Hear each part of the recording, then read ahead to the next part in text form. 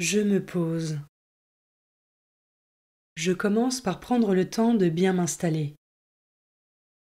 Je me donne toutes les chances d'être bien présent à ce moment.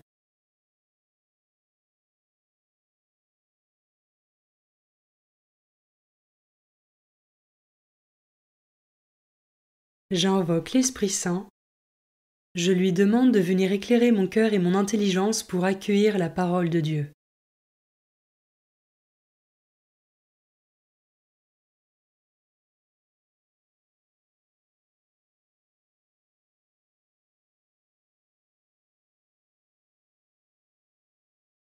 Commençons.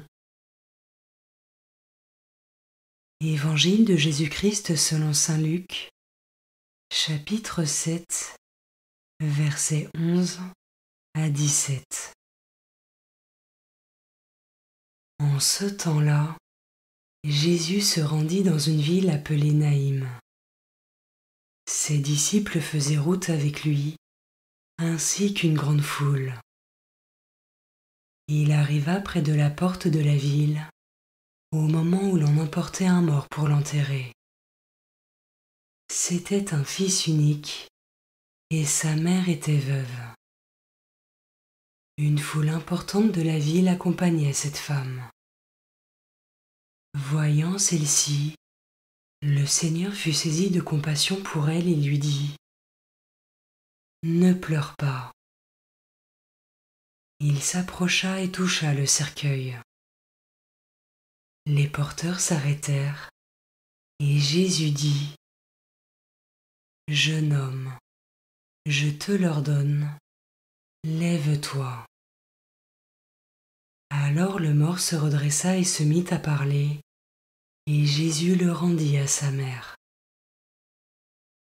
La crainte s'empara de tous, et ils rendaient gloire à Dieu en disant : « Un grand prophète s'est levé parmi nous, et Dieu a visité son peuple. » Et cette parole sur Jésus se répandit dans la Judée entière et dans toute la région.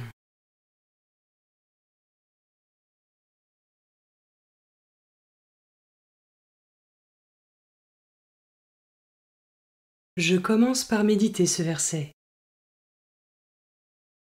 Il arriva près de la porte de la ville, au moment où l'on emportait un mort pour l'enterrer. C'était un fils unique, et sa mère était veuve. Cette scène prophétique sonne les prémices de la souffrance, de la mort, puis de la résurrection du Christ.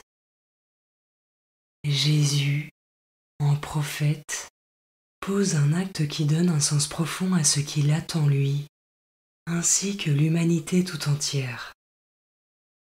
Le relèvement, la résurrection et la vie éternelle. Comment cela résonne en moi?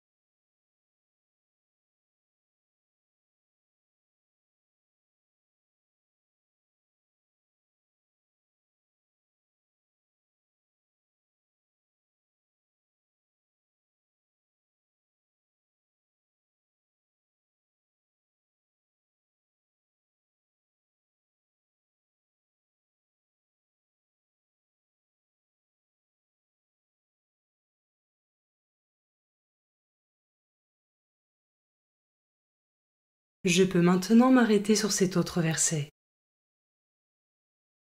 Voyant celle-ci, le Seigneur fut saisi de compassion pour elle et lui dit : « Ne pleure pas. »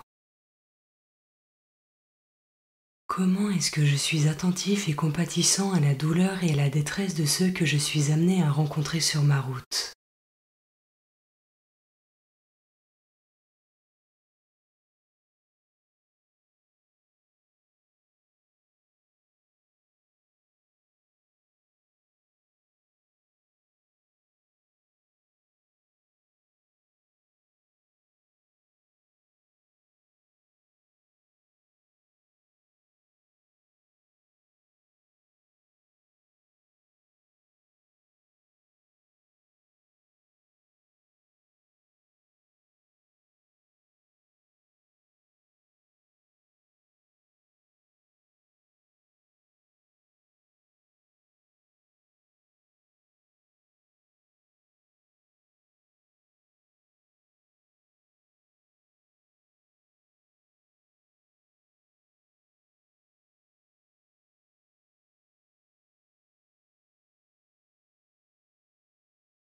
Je termine en méditant ce dernier verset.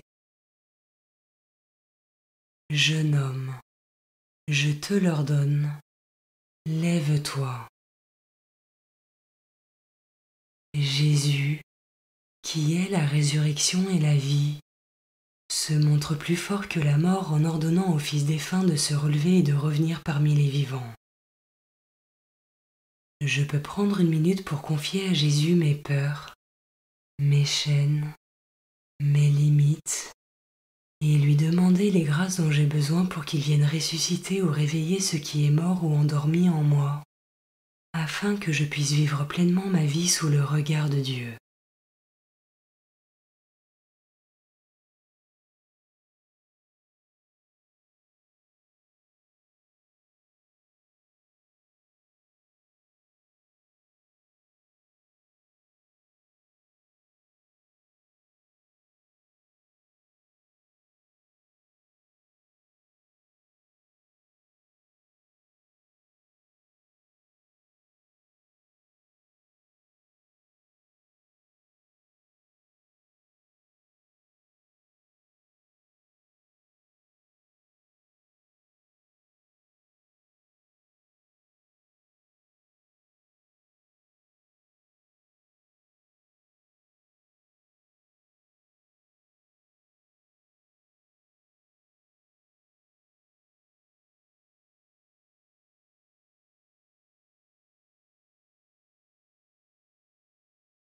Avec mes mots, je rends grâce à Dieu pour ce temps de prière qui s'achève et pour ses bénédictions.